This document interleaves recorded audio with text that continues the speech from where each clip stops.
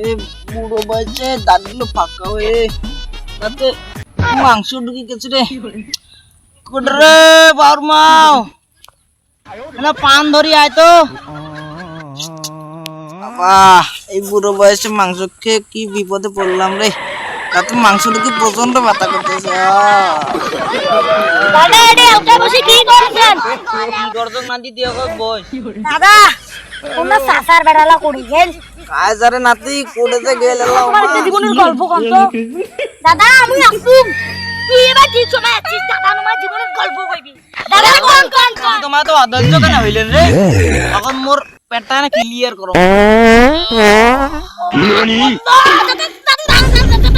আরে আরে কি দেখলে থামো থামো থ্যাংক ইউ আরে দাও বুড়া মাঝির সাথে কেমন লাগাইছে নাতির ঘর। তাইলে মোর জীবনের গল্পটা তোমার শোনো।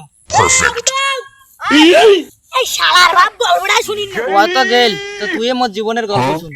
শুনবি তো কাগজ মোর বিয়ের বাড়ির গল্পটা ওইটা যদি শুনিস তাহলে তো হাসতে হাসতে মরে যাবো। এখন কি হয়েছে এখন মুই তো বটটা সাজিয়ে গেলুম তো দাদি বিয়ে করে গেইতে গাড়ি চাকা গেল বাঁচতে আর গাড়ি টাড়ি আমার সবাই উল্টি করে বই গাড়ি তখন কি হল তখন তো ভিজে গাড়িটা মুই তোর দাদি বিয়ে করে কেন মোর শাশুড়ি আম্মা কোন যে আমার সবাই গাড়ি টাড়ি ধরে উল্টি পড়ে গেছি বই বাড়ি। মোর শাশুড়ি আম্মা তো মাথা দেন করে দিল হাত।